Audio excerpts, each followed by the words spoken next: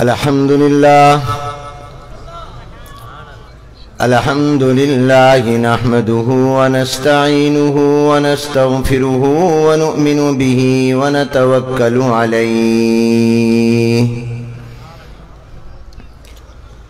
ونعوذ بالله من شرور أنفسنا ومن سيئات أعمالنا من يهده الله فلا مضل له ومن يضلله فلا هادي له ونشهد أن لا إله إلا الله وحده لا شريك له ونشهد أن سيدنا ونبينا وشفيعنا وحبيبنا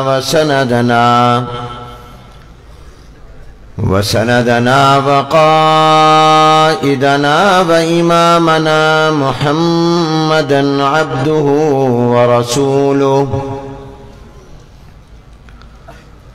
أرسله الله إلى كافة للناس بشيرا ونذيرا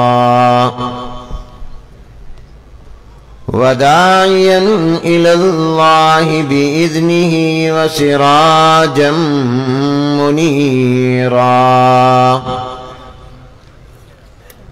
صلى الله تعالى على خير خلقه محمد وآله وأصحابه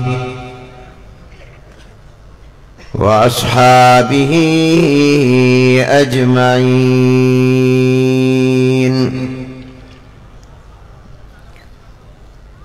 أما بعد فأعوذ بالله من الشيطان الرجيم. بسم الله الرحمن الرحيم. يسألونك عن الأهلة قل هي مواقيت للناس والحج وليس البر بأن تأتوا البيوت من ظهورها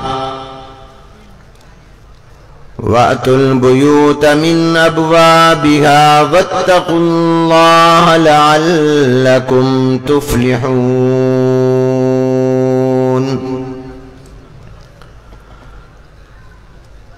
يسألونك عن الأهلة قل هي مواقيت للناس والحج وليس البر بأن تأتوا البيوت من ظهورها ولكن البر من اتقى وأتوا البيوت من أبوابها واتقوا الله لعلكم تفلحون. صدق الله العظيم وصدق رسوله النبي الكريم ونحن على ذلك لمن الشاهدين والشاكرين والحمد لله رب العالمين. اللهم صل على محمد وعلى آل محمد كما صليت على إبراهيم وعلى آل إبراهيم إنك حميد مجيد. اللهم بارك على محمد وعلى آل محمد كما باركت على إبراهيم وعلى آل إبراهيم إنك حميد مجيد. قابل صد احترام حضرات علماء کرام، بزرگان محترم، برادران اسلام، طلباء عزیز، فضلائے کرام، برادران اسلام، السلام علیکم ورحمۃ اللہ وبرکاتہ۔ آج بتاریخ 24 جمادی الاخری سن 1442 ہجری مطابق 7 فروری سن 2021 بروز اتوار بعد نماز عشاء وطن عزیز اسلامی جمہوریہ پاکستان اور اہل سنت والجماعت کی مشہور و معروف معیاری قدیمی دینی علمی تبلیغی اصلاحی درسگاہ جامعہ اسلامیہ باب العلوم کہروڑ پکا ضلع لودھنا پنجاب پاکستان کے اس سالانہ اجتماع میں ہم سب کی شرکت باعث سعادت ہے۔ دعا ہے کہ اللہ تبارک و تعالی اسے ہماری بخشش، مغفرت اور نجات کا سبب اور باعث بھی بنا دیں۔ میں شکر گزار ہوں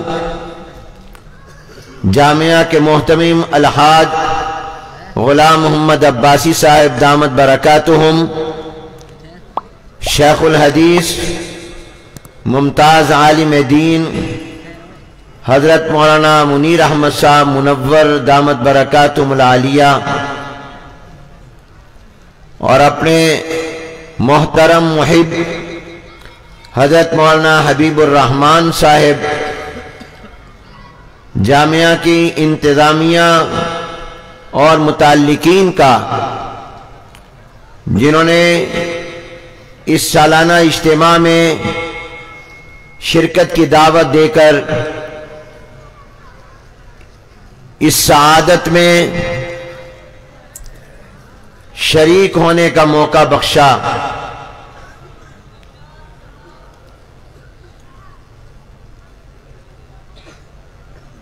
میری آج کی گفتگو اور معروضات کا عنوان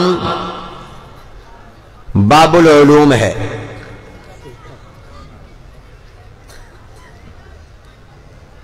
ہم سب باب العلوم میں جمع ہیں تو دل چاہا کہ آج گزارشات کا عنوان بھی باب العلوم ہو۔ آپ کو شاید یاد ہو، میں نے ایک مرتبہ کہروڑ پکا کے ایک مدرسے کے پروگرام میں گفتگو کی تھی پکا پر،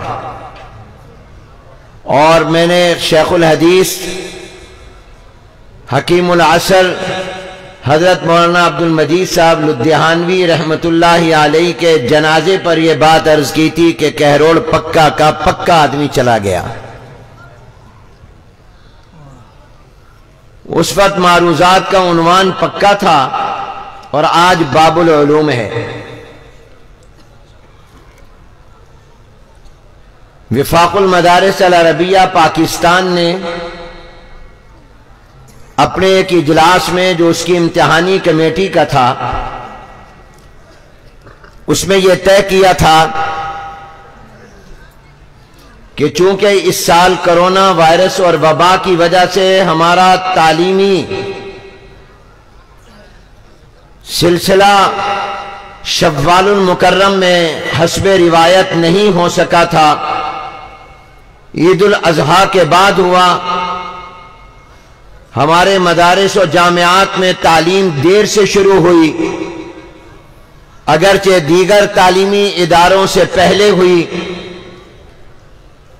اور دیگر تعلیمی ادارے بند تھے، چند دن پہلے کھلے، مگر اللہ کے فضل و کرم اور سبب کے درجے میں وفاق المدارس کی برکت سے ہمارے مدرسے پہلے کھل گئے اور کھلنے کے بعد دوبارہ بند نہیں ہوئے۔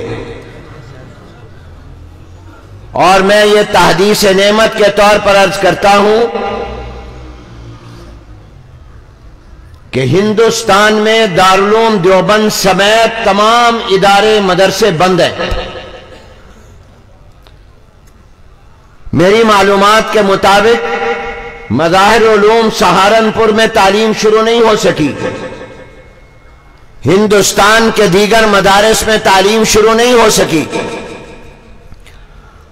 اور دنیا کے دیگر ممالک میں تو مساجد بھی بند ہیں، مدارس تو بعد کی بات ہے، لیکن اللہ کے فضل و کرم سے الحمدللہ پاکستان میں مدرسے بند نہیں، کھلے رہے۔ سارے کہو الحمدللہ، بلند آواز سے کہو الحمدللہ، اتنی زور سے کہو کہ سونے والے جاگ جائیں، بلند آواز سے کہو الحمدللہ۔ اے اللہ جو جو الحمدللہ کہے اس کو جنتی بنا دے، جو جو الحمدللہ کہے اس کو مکہ مدینہ دکھا دے، جو جو الحمدللہ کہے اس کو اپنی رضا عطا فرما دے۔ الحمدللہ پاکستان میں مدرسے، میرے ساتھ جواب دو، پاکستان میں مدرسے بولو بند نہیں ہوئے۔ یہ اس بات کا پیغام ہے کہ کسی قسم کی بھی آفت آ جائے، جس طرح کی بھی آزمائش آ جائے، ابتلا آ جائے، امتحان آ جائے، سن لو مدرسہ بند نہیں ہوگا انشاءاللہ۔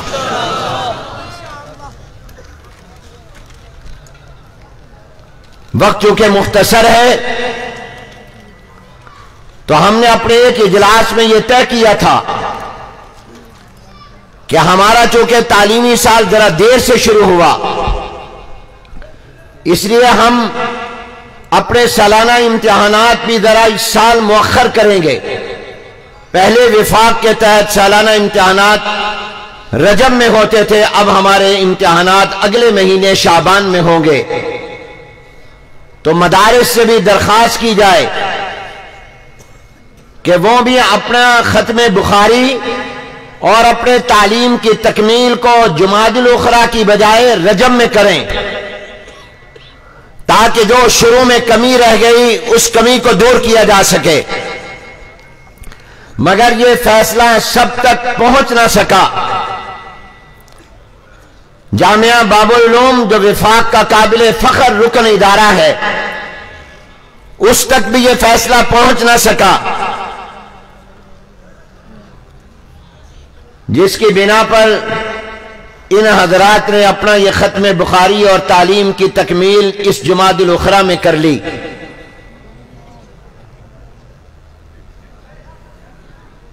میرے دل میں آیا کہ یہ چونکہ باب العلوم ہے تو اس کے نام کی وجہ سے یہ ہوا کہ یہ بھی تمام مدارس اور جامعات میں ختم بخاری کا دروازہ بن گیا ہے۔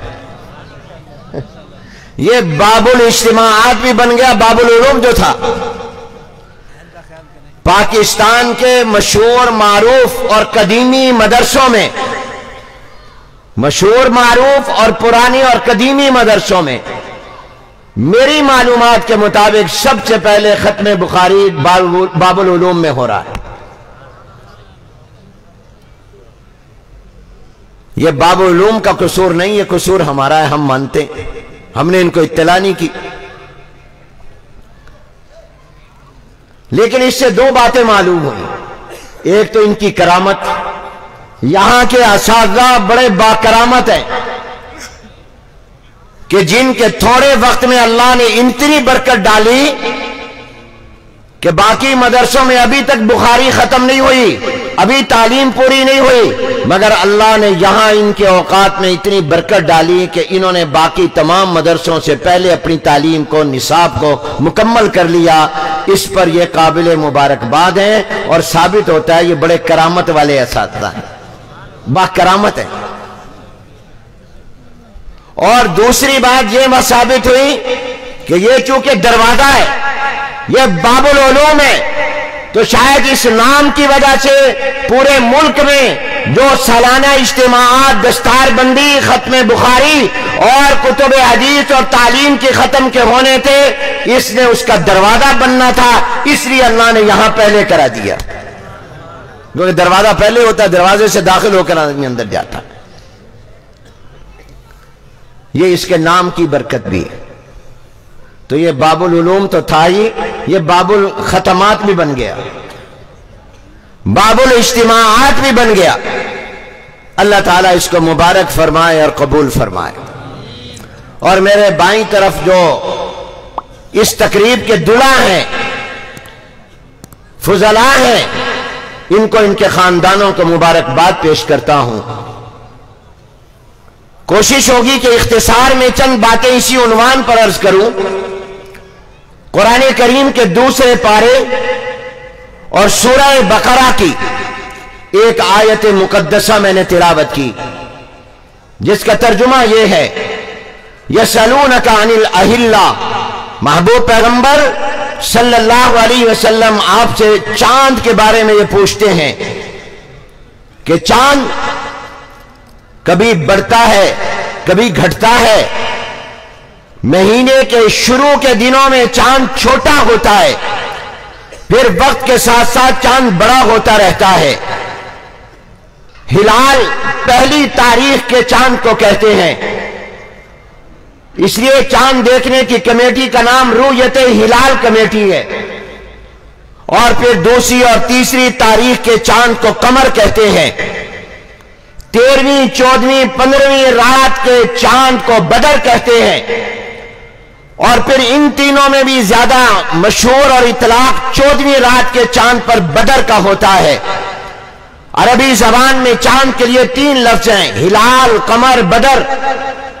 तीनों का माना मुश्तरका तौर पर चांद है, मगर इनमें फर्क है। हिलाल पहली का चांद, कमर बाद की तारीखों का चांद, और बदर उर्फ आम में 14वीं रात का चांद। पहली रात का चांद छोटा होता है, फिर आहिस्ता आहिस्ता वो चांद बढ़ता रहता है, हत्ता कि 14वीं रात का चांद मुकम्मल होता है। उसकी रोशनी बहुत ज्यादा होती है और इन रातों को चांदनी रात कहा जाता है। और फिर यही चांद दोबारा छोटा होना शुरू हो जाता है, पहले ऊपर जाता है फिर नीचे, पहले रोशनी ज्यादा फिर कम। तो हुजूर अकरम सल्लल्लाहु अलैहि वसल्लम से पूछा, ये चांद बढ़ता और कम क्यों होता है, घटता क्यों है, इसकी वजह क्या है? तो अल्लाह ने जवाब दिया, आप फरमा दीजिए, हिया मवाक़ीतु लिन्नासि वल हज, ये लोगों के लिए वक्त पहचानने का जरिया और आला है। हज कब होना है उसका फैसला भी चांद के एतबार से चांद के महीने में जिलहिज्जा में होना है। हज के जानने का भी यह जरिया और आला है। और आगे फरमाया, वलैसल बिर्रु बिअन तातुल बुयूत मिन ज़ुहूरिहा, ये कोई नेकी नहीं है कि तुम घरों में उसके पीछे से पुश्त की तरफ से दाखिल होवो। वलाकिन्नल बिर्र मन इत्तका, नेकी उसकी नेकी है जो तकवा इख्तियार करे। वातुल बुयूत मिन अबवाबिहा, घरों में दरवाजों से आओ और अल्लाह से डरो ताकि तुम कामयाब हो जाओ।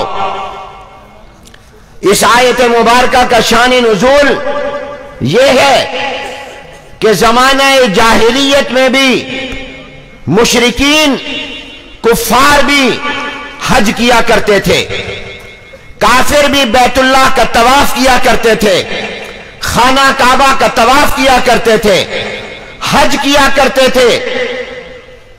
और उनके ये तरीका और आदत थी कि जब वो एहराम बांध लेते और एहराम बांधने के बाद हज या उम्रे के लिए रवाना सफर पर होते और मक्के के लिए रवाना होते, और कोई काम याद आ जाता, कोई चीज घर में रह जाती, तो वो अपने घर लेने के लिए जब आते तो दरवाजे से नहीं आते थे, वो दरवाजे से आकर अपना सामान लेकर जाने को गुनाह समझते थे कि जब हमने एहराम बांध लिया तो अब हम उम्रा या हज किए बगैर, बैतुल्लाह का तवाफ किए बगैर दोबारा कैसे अपने दरवाजे से, घर के दरवाजे से घर में दाखिल हो।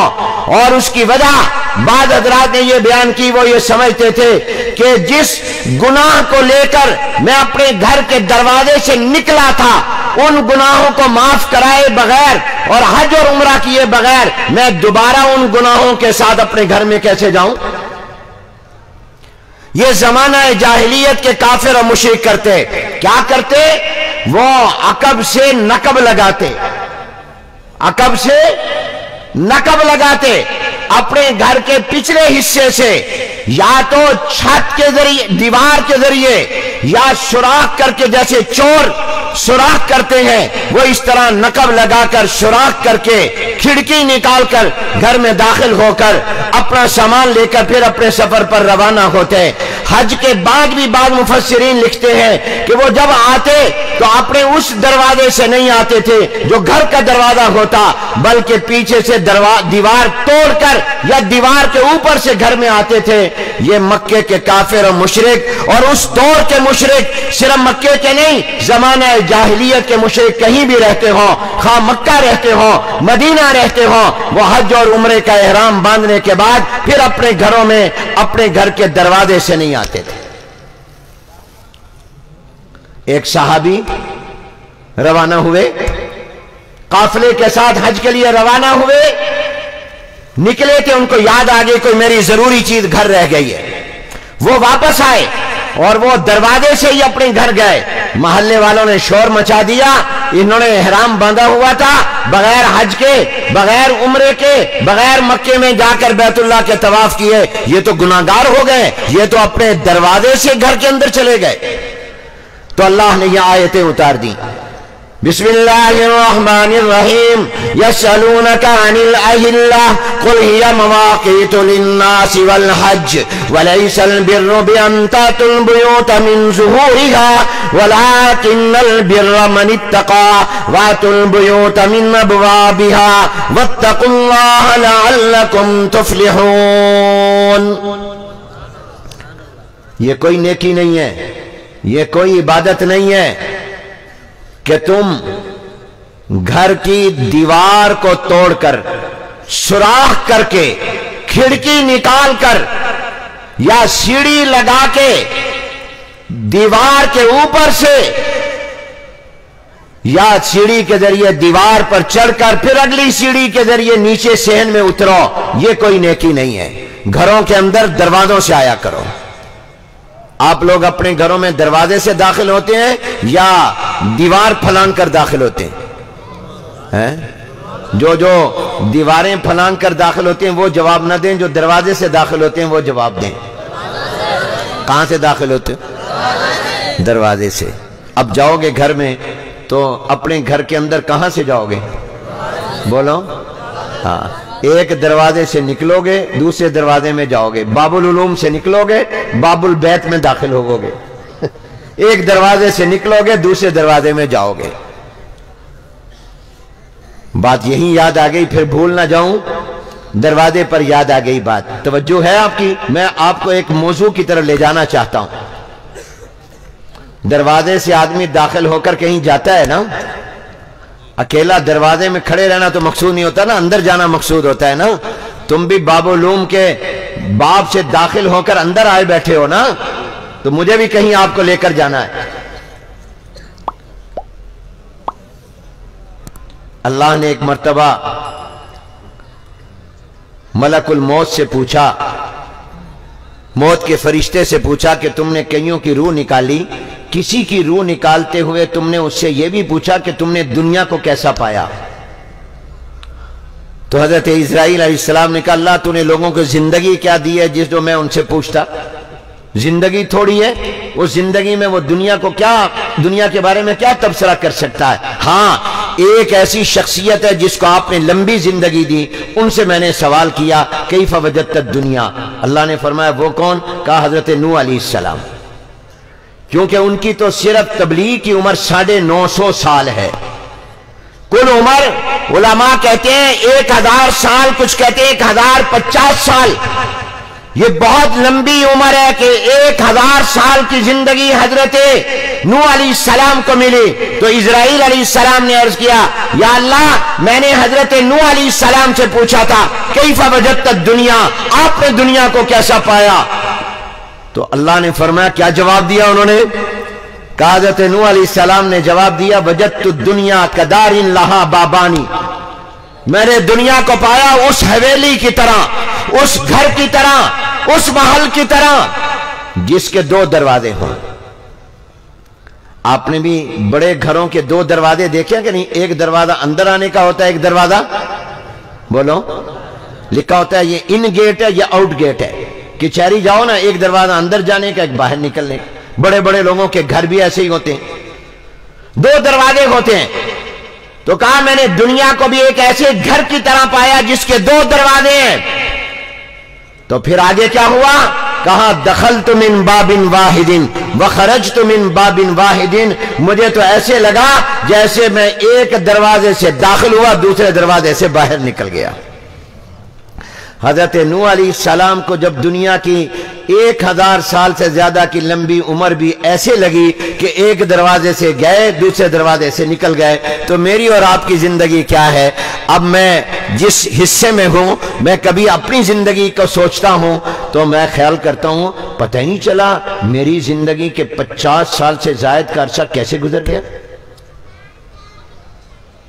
تو یہ زندگی بھی اس گھر کی طرح جس کے دو دروازے ہیں. ایک دروازے سے آئے تھے دوسرے دروازے سے چلے گئے. پیدا ہوئے تھے اب موت آ گئی. دنیا کی زندگی یہ ہے. تو وہ لوگ، بات یہ درمیان میں آ گئی تھی، میں نے عرض کیا، آتے تھے پیچھے سے عقب سے نقب لگا کر، سوراخ کر کے دیوار میں یا سیڑھی لگا کر. اللہ نے فرمایا گھروں میں دروازوں سے آیا کرو، گھروں میں دروازوں سے آیا کرو. اللہ تعالیٰ علماء کی قبروں کو منور فرمائے، اور ان علماء میں ہمارے یہ شیخ الحدیث حضرت مولانا عبد المجید صاحب لدھیانوی رحمۃ اللہ علیہ بھی حکیم العصر. یقین کرو مجھ سمیت بہت سے لوگوں کے وہ مشفق مہربان تھے. میں اگرچہ ان سے میں نے باقاعدہ پڑھا نہیں، لیکن میں ان کو اپنے استاد کے درجے میں اور اپنے آپ کو ان کا شاگرد سمجھتا ہوں. مجھے انگلی پکڑ کر انہوں نے چلایا. محسن، مربی، مشفق.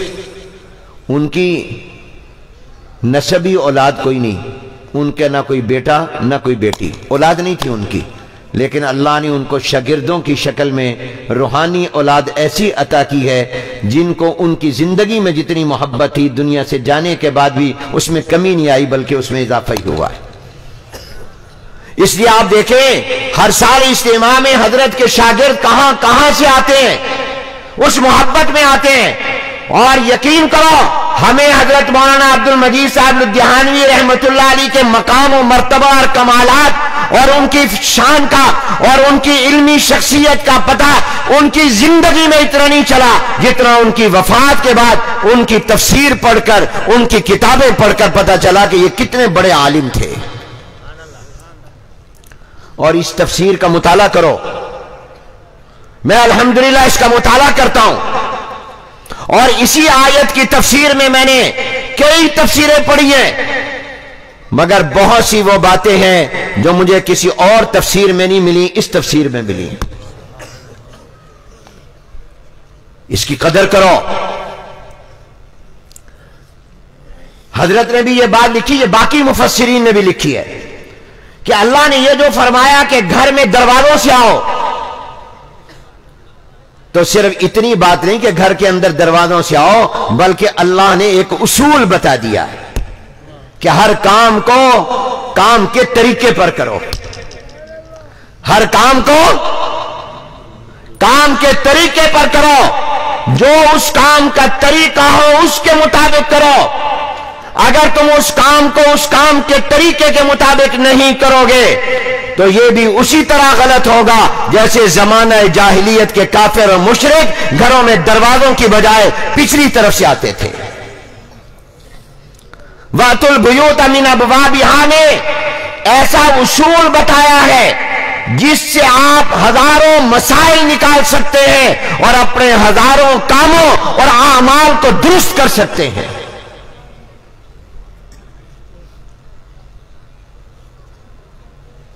وہ کیسے؟ یہ اصول سمجھ لو، قرآن سمجھو. وَأْتُوا الْبُيُوتَ مِنْ أَبْوَابِهَا تقریر کا عنوان ہے وَأْتُوا الْبُيُوتَ مِنْ أَبْوَابِهَا.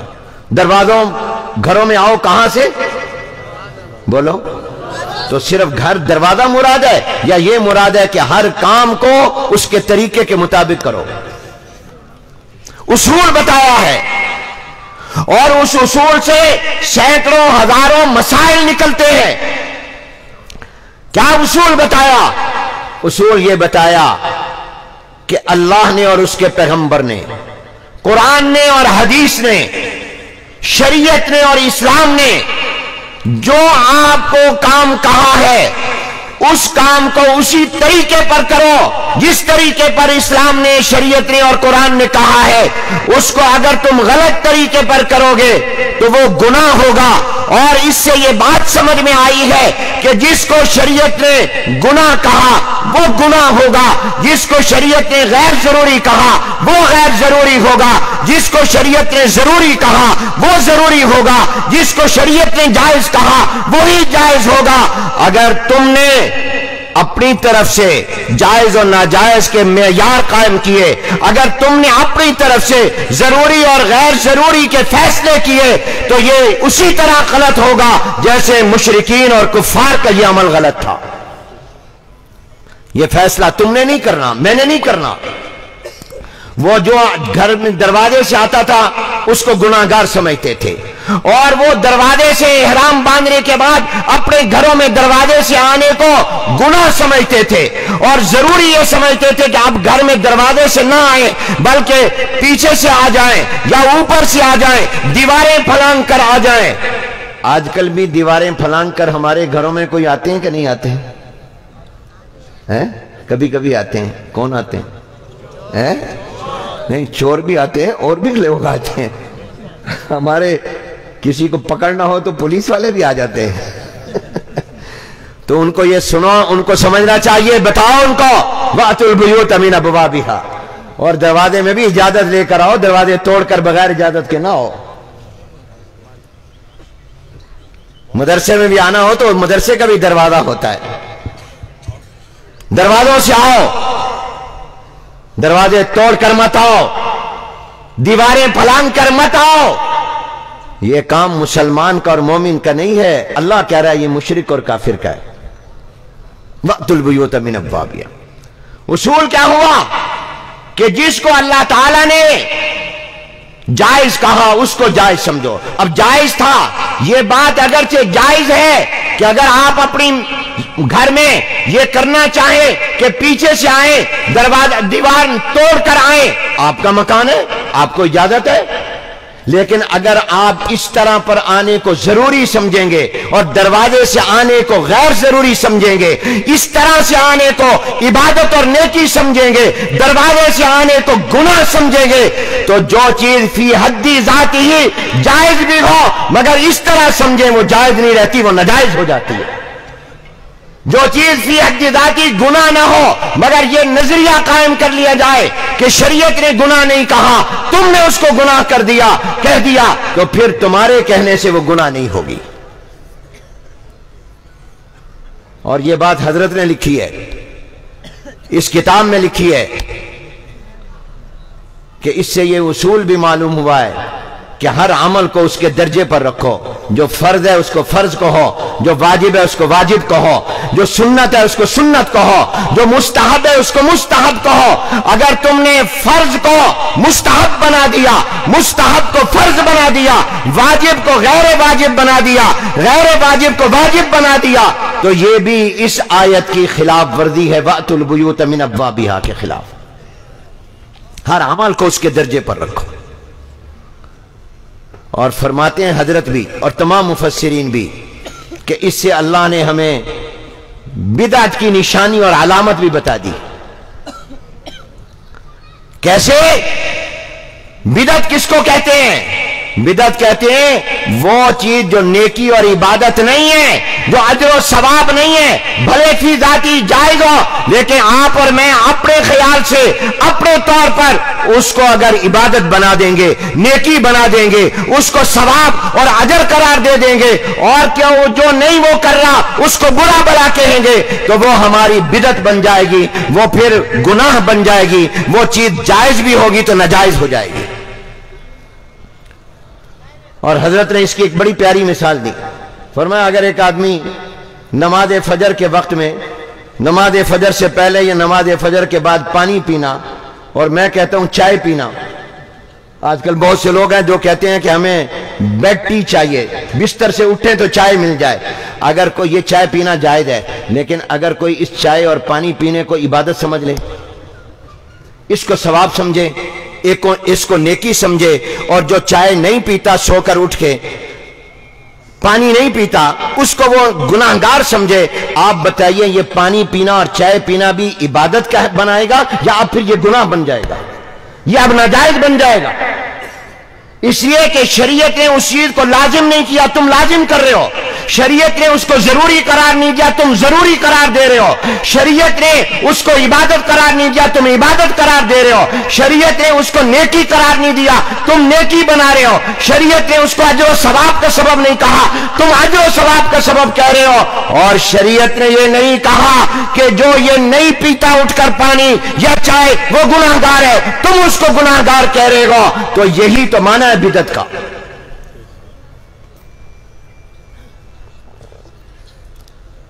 کوئی فوت ہو جائے، قبر میں چلا گیا، اب اس کو انتظار ہے آپ کی طرف سے کہ آپ قرآن پڑھ کر اس کو بخشیں، آپ صدقہ خیرات کر کے ماں باپ کو بخشیں جو قبروں میں ہیں، اپنے رشتہ داروں کو بھیجیں، وہ انتظار کرتے ہیں۔ اور خیر المدارس کے سالانہ جلسے کے ایک اجتماع میں ہمارے جد امجد مولانا خیر محمد صاحب رحمۃ اللہ علیہ کی وفات کے بعد تعزیتی بیان کرتے ہوئے رئیس المحدثین حضرت مولانا محمد ادریس کاندلوی رحمۃ اللہ علیہ نے بہت پیاری بات فرمائی۔ فرمایا قبر یہ ایک جہان کا نام ہے، اور اس جہان کو عالم برزخ کہتے ہیں۔ جس دنیا میں، جس جہان میں ہم اب ہیں یہ عالم دنیا ہے، اس کے بعد عالم برزخ ہے، پھر عالم آخرت ہے۔ یہ قبر والا جہان دنیا اور آخرت کے درمیان میں ہے۔ برزخ کا معنی آڑ ہے، برزخ کا معنی دیوار ہے، برزخ کا معنی حجاب ہے، برزخ کا معنی رکاوٹ ہے۔ فرمایا یہ چونکہ آخرت اور دنیا کے درمیان میں دیوار ہے، اس لیے اس کو عالم برزخ کہتے ہیں۔ اور فرمایا قبر 4 گز کی جگہ نظر آتی ہے، لیکن جو اندر والا ہے اس سے پوچھو، وہ تمہیں بتائے گا کہ قبر پورے ایک جہان کا نام ہے، اور وہ جہان دنیا کے جہان سے بھی بڑا جہان ہے، اس سے بھی بڑا جہان ہے۔ اور فرمایا اس جہان کا ایک سرا آخرت سے ملتا ہے، ایک سرا دنیا سے ملتا ہے، وہ دونوں کے درمیان ہے۔ قبر میں جانے والا اس کا تعلق دنیا سے بھی ہے، اس کا تعلق آخرت سے بھی ہے، یہ ہے درمیان میں عالم برزخ اور قبر میں ہے، مگر اس کا دنیا سے بھی تعلق، آخرت سے بھی تعلق۔ فرمایا آخرت سے تو اس طرح تعلق ہے کہ اب مر جانے والا، قبر میں جانے والا نماز نہیں پڑھ سکتا، روزہ نہیں رکھ سکتا، زکوٰۃ نہیں دے سکتا، حج نہیں کر سکتا، عمرہ نہیں کر سکتا، طواف نہیں کر سکتا، صدقہ خیرات نہیں کر سکتا، اس کے عمل کی زندگی ختم ہو گئی، آنکھ بند ہوئی، نماز ختم، روزہ ختم، زکوٰۃ ختم، حج ختم، عمرہ ختم، صدقہ خیرات ختم۔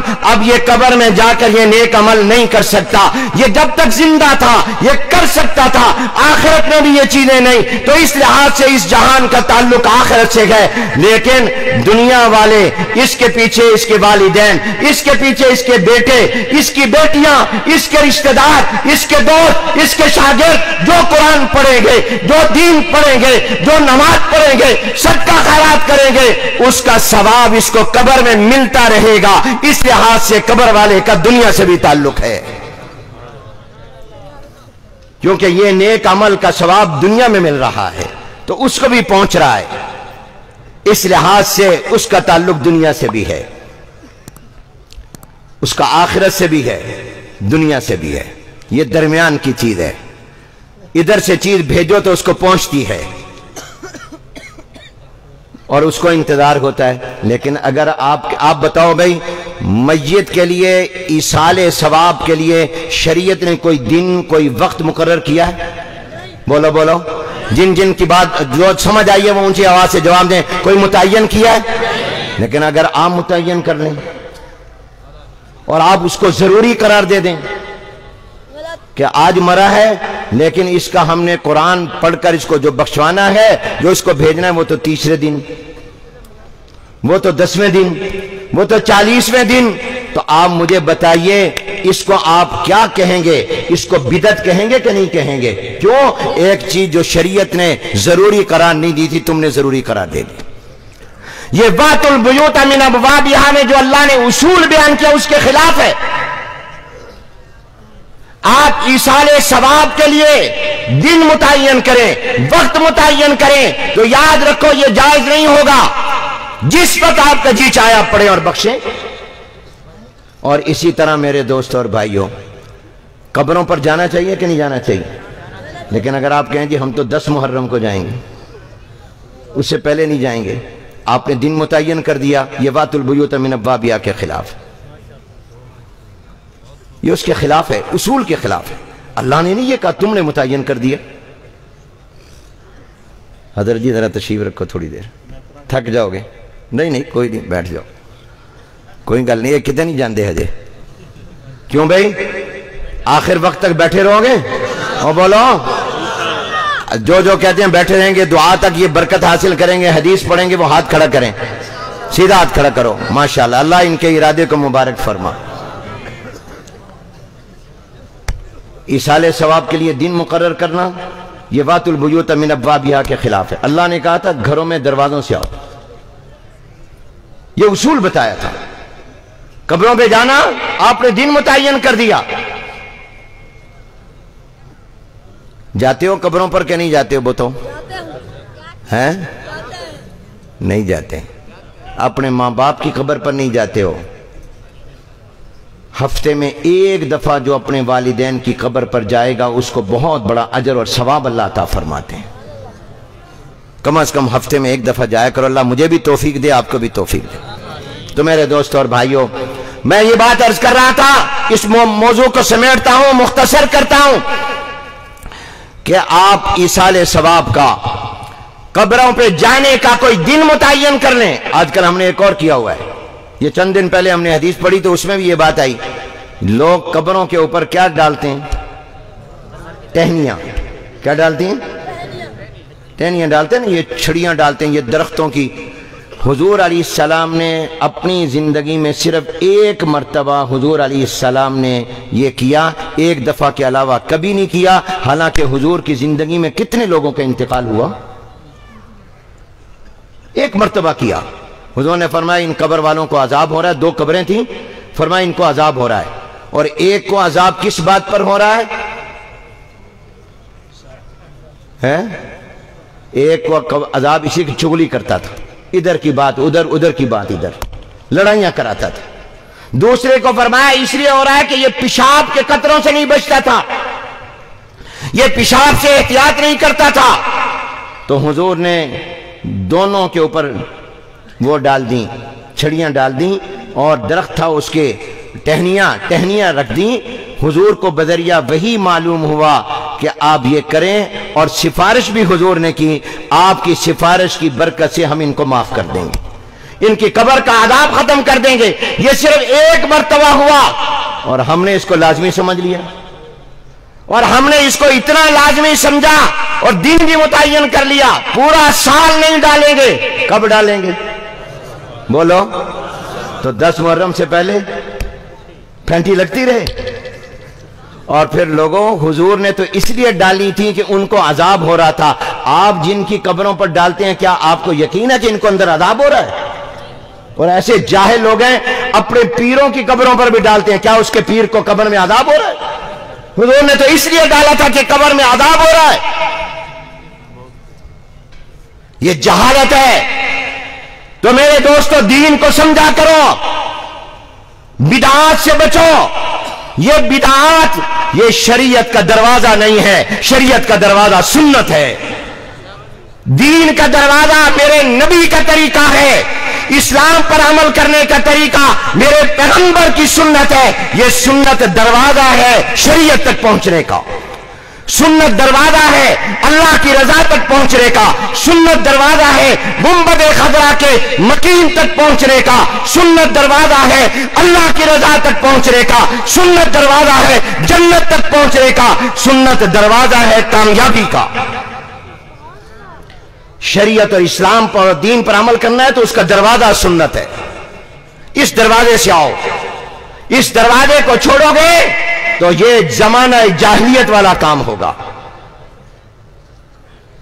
اور میرے دوستوں اور بھائیوں، یہاں یہ بات اب ان سے جلدی کر رہا ہوں، یہ باب العلوم ہے۔ اس مدرسے کا نام کیا ہے؟ باب العلوم۔ اس کا معنی کیا ہے؟ علوم کا دروازہ، علم کا دروازہ۔ گویا یہ طالب علم جب باب العلوم سے پڑھ کر جا رہے ہیں تو گویا استاد ان کو یہ پیغام دے رہے ہیں کہ تم نے 8 سال 9 سال 16 سال 17 سال جو پڑھا ہے اس کو درس نظامی دینی علوم کہتے ہیں، یہ تمہارے آگے علم دین کے اندر داخل ہونے کا دروازہ ہے، اس کو منزل نہ سمجھ لینا۔ باب العلوم نے تمہیں دروازہ دکھایا ہے، تمہیں دروازہ داخل کیا ہے، اس کو کل نہ سمجھ لینا، یہ نہ سمجھ لینا کہ ہمیں پورا علم حاصل ہو گیا، نہیں، اس باب العلوم نے یہ کہا ہے، اس نام نے تمہیں بتایا ہے کہ قرآن و سنت کے سمجھنے کے لیے ہم نے تمہیں دروازے کے اندر سے داخل کر دیا، یہ دروازہ ہے۔ اور میرے عزیزوں اور دوستوں، امام بخاری رحمت اللہ علیہ نے حضرت مولانا منیر احمد صاحب فرمائیں گے، شروع میں آپ کو پہلے دن بتایا تھا کہ بخاری پڑھنے اور علم دین اور علم حدیث کو پڑھنے کا دروازہ بھی یاد رکھو، وہ دروازہ ہے انما الاعمال بالنیات، اخلاص دروازہ ہے، تقوی دروازہ ہے، اتباع سنت یہ دروازہ ہے۔ ان دروازوں کی حفاظت کرو، دروازوں کو بچاؤ۔ اور میں آپ سے کہتا ہوں، پاکستان میں اور دنیا میں دینی علوم کی اشاعت کا دروازہ دینی مدرسے ہیں، تمام مدرسے باب العلوم ہے، یہ باب الاسلام ہے، یہ باب الدین ہے۔ اگر تم اسلام اور دین کو بچانا چاہتے ہو تو ان مدرسوں کو بچاؤ، جو اپنے دروازے کو مضبوط کر لے گا اس کا اندر کا گھر محفوظ ہو جائے گا، جس کا دروازہ کمزور ہوگا چور کے لیے آسانی ہوگی۔ اپنے دروازے مضبوط کرو، اور تمہارے ایمان اور دین کے دروازے یہ مدرسے ہیں۔ پاکستان کا بھی ایک دروازہ ہے، پاکستان کا دروازہ کیا ہے؟ جو پاکستان بننے سے پہلے کہا گیا، پاکستان کا مطلب کیا؟ بلند آواز سے کہو، پاکستان کا مطلب کیا؟ یہ پاکستان کا دروازہ ہے، یہ کلمہ طیبہ پاکستان کا دروازہ ہے، اس دروازے کی حفاظت کرو۔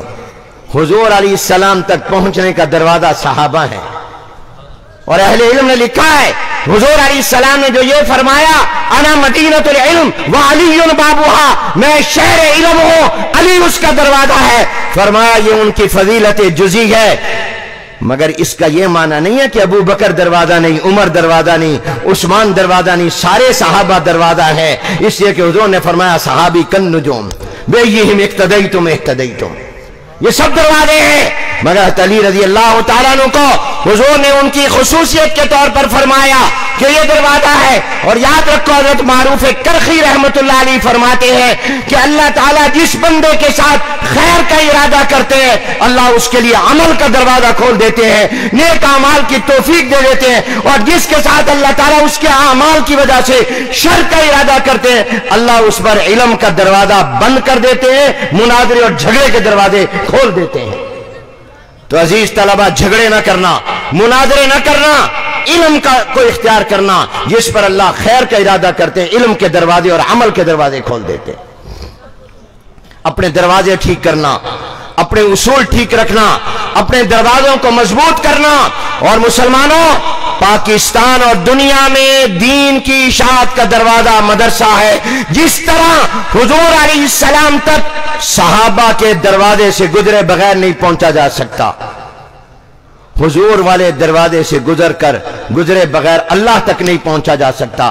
اللہ تک پہنچنے کا دروازہ حضور علیہ السلام ہے، حضور تک پہنچنے کا دروازہ صحابہ ہے، اس کے بغیر نہیں پہنچ سکتے۔ اسی طرح یاد رکھو، دینی علوم تک پہنچنے کا دروازہ یہ مدرسے ہیں۔ اللہ کی رضا تک نہیں پہنچ سکتے جب تک کہ ان مدرسوں سے نہیں گزرو گے۔ یہ تمام مدرسے باب العلوم ہیں، یہ تمام کے تمام ابواب العلوم ہیں، یہ علم کے دروازے ہیں۔ دنیا میں جہاں جا کر دیکھ لو، قرآن کا علم، حدیث کا علم، شریعت کا علم، یہ آپ کو بغیر مدرسے کے کہیں نظر نہیں آئے گا، مدرسے سے ملے گا۔ امام بخاری رحمۃ اللہ علیہ نے بتایا، قرآن کو سمجھنا ہو تو حدیث ضروری، حدیث دروازہ ہے، اور حدیث کو سمجھنا ہو تو فقہ اس کا دروازہ ہے۔ فقہ کے دروازے سے گزرو گے تو حدیث سمجھ آئے گی، حدیث و سنت کے دروازے سے گزرو گے تو قرآن سمجھ میں آئے گا۔ آج کل ہمارے ان دروازوں کو لوگ اور دنیا کی طاقتیں، طاغوتی طاقتیں کمزور کرنا چاہتی ہیں، ان دروازوں کو توڑنا چاہتی ہیں، اور دروازوں کی حفاظت کرنا۔ حضور علیہ السلام نے فرمایا تھا، خواب देखा। हजरत उमर को भी दरवाजे से तशवीह दी थी, एक सहाबी ने गालिबन बताया था। तो पूछा तुम वो दरवाजा तोड़ा जाएगा? तो हाँ तोड़ दिया जाएगा। मुराद इससे हजरत उमर की शहादत थी। वो टूटा, फितरे आ गए। अपने दरवाजों की हिफाजत करो। आजकल मुझे लोग कहते हैं मदरसों के मौलवी परेशान है बेचारे, फोन करते हैं, ये हमारे पास फार्म आ रहे हैं, मुख्तलिफ फार्म आ रहे हैं, महकमा औकाफ की तरफ से फार्म आ रहे हैं, क्या करें? मैंने कहा जो फार्म लेकर आए उस फार्म को लेकर रख लो और उससे कह दो विफाकुल मदारिस से राब्ता करो, और साथ ये बात भी उनको कह दो कि तुम हमसे पूछते हो तुम्हारी मस्जिद, वक्फ, मदरसा, वक्फ, इसकी तफसील बताओ। हम किस किस की तुझे तफसील बताएंगे? हमने तो अपनी जिंदगी भी वक्फ की हुई है, हमने तो अपनी उस औलाद को भी वक्फ कर दिया जो अभी पैदा नहीं हुई, हमने तो अपनी नस्लों को भी दीन के लिए वक्फ कर दिया है और वक्फ किया अल्लाह के नाम पर। लिहाजा अब कवायद पूछने तो अल्लाह से पूछो, उधर राब्ता करो। कभी कोई रजिस्ट्रेशन का फार्म लेकर आ जाता है, मैं आपसे कहता हूं परेशान होने की जरूरत नहीं। जब मैं हजरत मौलाना सलीमुल्लाह खान साहब रहमतुल्लाह अलैह से कहा करता था हजरत फलां तंग कर रहा है, फलां तक कर रहा है, फलां कानून बन रहा है, तो वो मुझे चुटकी मार कर फरमाते थे हनीफ परेशान ना हो, कुछ नहीं होगा। तो मैं भी मदरसों को वालों को कहता हूं फिक्र ना करो, कोई परेशान ना हो, कुछ नहीं होगा इंशाअल्लाह। आपने देखा मदरसा बंद नहीं हुआ, मदरसे को बंद करने का ख्वाब देखने वाले खुद बंद हो गए, बंद बैठे हैं। इस दरवाजे की हिफाजत करो, इन दरवाजों को मजबूत करो, इन दरवाजों से तुम्हें इस्लाम मिलेगा। बिस्मिल्लाह और औज़ु बिल्लाह, ताअव्वुद और तस्मिया, ये दरवाजा है कुरान की तिलावत का। कुरान पढ़ना है ना तो उसके लिए पहले क्या पढ़ोगे? औज़ु बिल्लाहि मिनश शैतानिर रजीम, बिस्मिल्लाहिर्रहमानिर रहीम। ये बिस्मिल्लाह और औज़ु बिल्लाह, ये ताअव्वुद और तस्मिया, ये कुरान की तिलावत का दरवाजा है। और मेरे और आपके ईमान में आने का दरवाजा क्या था? कलमा शहादत, अशहदु अल्ला इलाहा इल्लल्लाह व अशहदु अन्ना मुहम्मदन अब्दुहु व रसूलुहु, ये दरवाजा बना इस्लाम में आने का। आपकी मेरी शादी हुई, निकाह हुए हमारे, तो हमारे निकाह में बीवी तक पहुंचने का दरवाजा क्या बना? मैंने कबूल किया। कितना मजा आ रहा है तुम्हें भी जब मौलवी कहवाता है ना। मैंने एक मौलवी साहब ने कहा कहो मैंने अपने लिए कबूल किया, वो कहता है मैंने आपके लिए कबूल किया कहते मैंने आपके लिए कबूल किया, ये ना कह देना कहीं। तो इसलिए हम कहलवाते मैंने अपने लिए। अब ये कबूल किया, ये दरवाजा है, ये इजाब व कबूल दरवाजा है, इखलास दरवाजा है। अब मदरसा ये दीन की हिफाजत का दरवाजा है, दीन की इशाअत का, इस्लाम की इशाअत का दरवाजा है। हुजूर ने मक्का से मदीना हिजरत की, ये हिजरत दरवाजा बन गई इस्लाम के गलबे का, ये हिजरत दरवाजा बना इस्लाम के फतूहात का। इसलिए इस्लामी साल का आगाज हिजरत से हो रहा है, हिजरत के वाक़े से हो रहा है। ये बाबुल इस्लाम बना, बाबुल फतूहात बना। तो मेरे दोस्तों ये बाबुल उलूम भी है, ये बाबुल इस्लाम भी है, ये बाबुल कुरान भी है, ये बाबुल नबी भी है, ये बाबुल सहाबा भी है, ये बाबुल ताबईन भी है, ये बाबुल दीन भी है। अपने इन मदरसों को दरवाजा समझो, इनकी हिफाजत करो, इन पर नकम मत लगाओ, इनको पीछे से कमजोर मत करो, इन मदरसों के हमको खराब करने की कोशिश मत करो। जब तक मदरसा है इस्लाम है, जिस दिन मदरसा नहीं होगा इस्लाम भी नहीं होगा। और जब तक मदरसा है पाकिस्तान है, इसकी हिफाजत करो। व आखिरु दावाना अनिल हम्दुलिल्लाह।